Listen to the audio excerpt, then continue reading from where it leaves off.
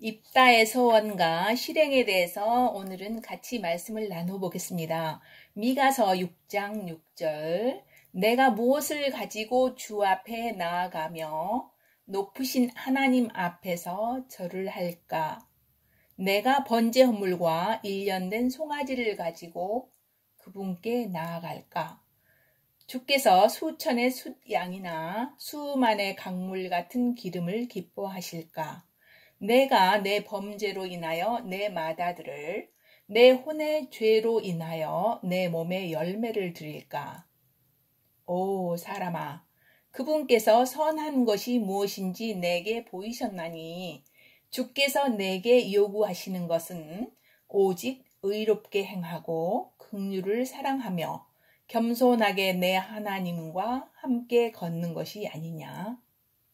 하나님께서는 인간을 지으시고 복을 주시며 이르시기를 다산하고 번성하여 땅에 충만하라, 땅을 정복하고 다스리라 하셨으며, 아담과 하와가 범죄하였을 때 양을 잡아 그 가죽옷을 입히시고 인신제사가 아닌 앞으로 오셔서 우리의 죄를 대속하실 메시아를 상징하는 양의 피 흘리는 제사를 언약으로 말씀하셨으므로 그들의 자손인 가인과 아벨에게도 피 흘리는 짐승의 제사를 명령하였는데, 아벨은 순종하여 짐승을 먹는 문화가 없었을 때였는데도 오직 제물이 될 양을 키우는 자가 되었고, 가인은 농사를 지어 자기의 가장 좋은 소산물로 제사를 올렸고, 아벨은 자기 양떼의 첫 새끼들과 그 기름을 들여서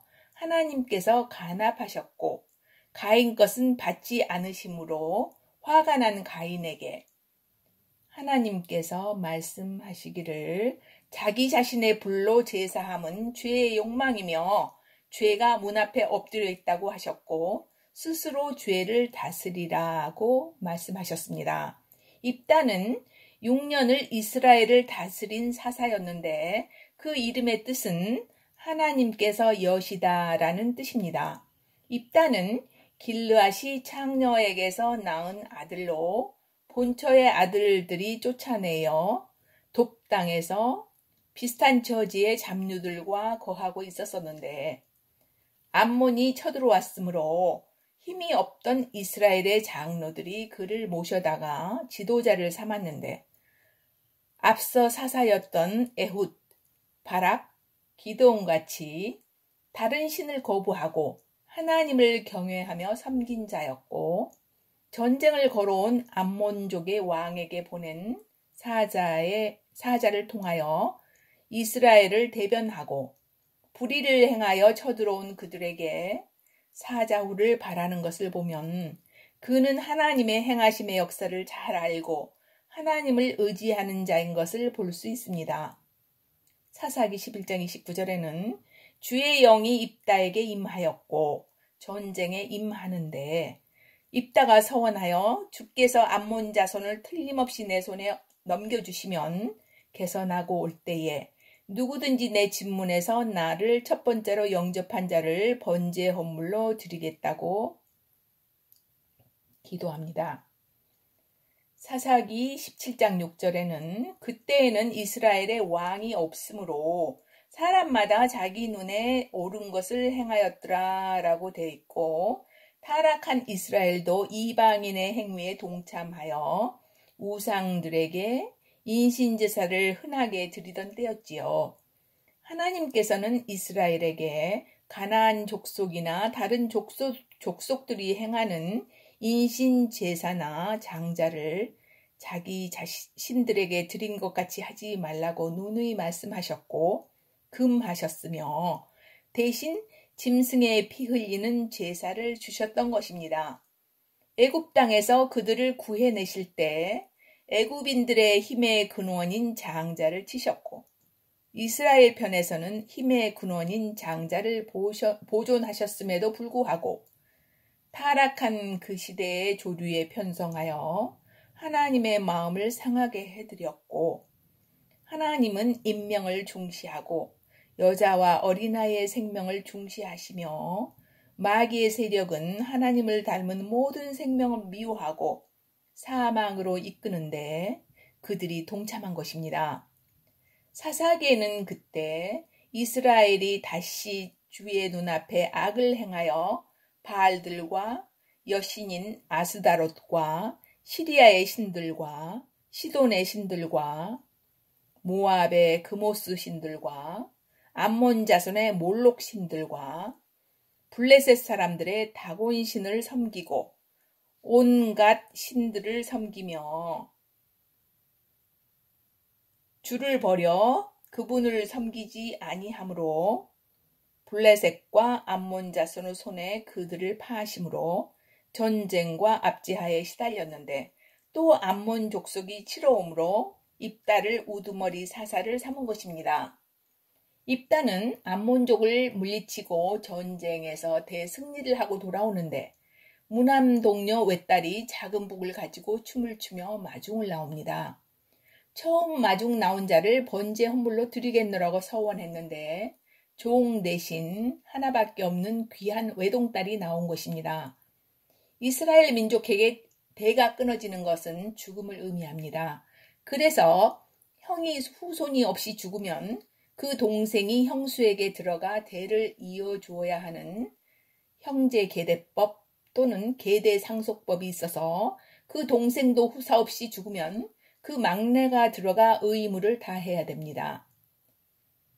마가복음 12장 19절에도 모세가 우리에게서 주기를 어떤 사람의 형을 자식을 남기지 아니하고 죽으면 그의 동생이 아내를 취하여 자기 형에게 씨를 일으켜 세울지니라 라고 기록되어 있고 창세기에도 유다의 세 아들들과 큰 며느리 다말의 이야기가 있는데 어찌됐든 후사를 이어 언젠가 오실 마귀의 머리를 깨트릴 메시아의 계보가 되기 위함이요.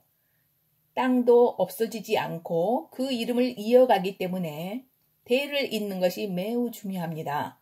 민수기에서는 지파마다 제비를 뽑아 땅을 분배하는 것이 나오는데 요셉의 큰아들 므낫세의 지파 중에 슬로브앗의 5딸들이 아들이 없어서 아버지의 대가 끊어지게 생겼으므로 아버지 지파 가족에게로만 시집을 가는 조건으로 땅들을 상속받고 그들의 상속물이 여전히 그 아버지 지파에 남아있더라라고 기록되어 있고 대를 끊이지 않게 하는 것의 중요성을 말하고 있습니다. 입다가 헌물로 드릴 딸은 내 동무들과 함께 산에 가서 2달 동안 홀로 있고 내려와서 나의 처녀됨으로 애국하겠나이다. 또 그녀가 자기 동무들과 함께 가서 산 위에서 자기의 처녀됨으로 인하여 애곡하고 2달이 지난 뒤에 자기가 서원한 대로 그녀에게 행하니 그녀가 남자를 알지 아니하더라 라고 기록되어 있습니다. 입다의 대가 끊어진다는 것은 입다 자신을 번제 헌물로 드린 것과도 같습니다. 왜냐하면 그녀는 결혼하지 않고 뒤를 이을 자녀도 없이 하나님을 섬기게 한 것을 의미하는 것입니다. 룻기 4장 13절에는 보아스가 이방 여인 룻을 취하여 아내로 삼고 그녀에게로 들어가니 주께서 그녀를 수태하게 함으로 그녀가 아들을 낳음에 여인들이 나오미에게 이르되 주를 찬송하리로다. 그분께서 이날 내게 친족이 없이 내버려 두지 아니하였도다. 그의 이름이 이스라엘에서 유명하게 되기를 원하노라. 이 아이는 내게 생명의 회복자가 되며 내 노년에 너를 복양할 자가 되리니 라고 축복하였습니다.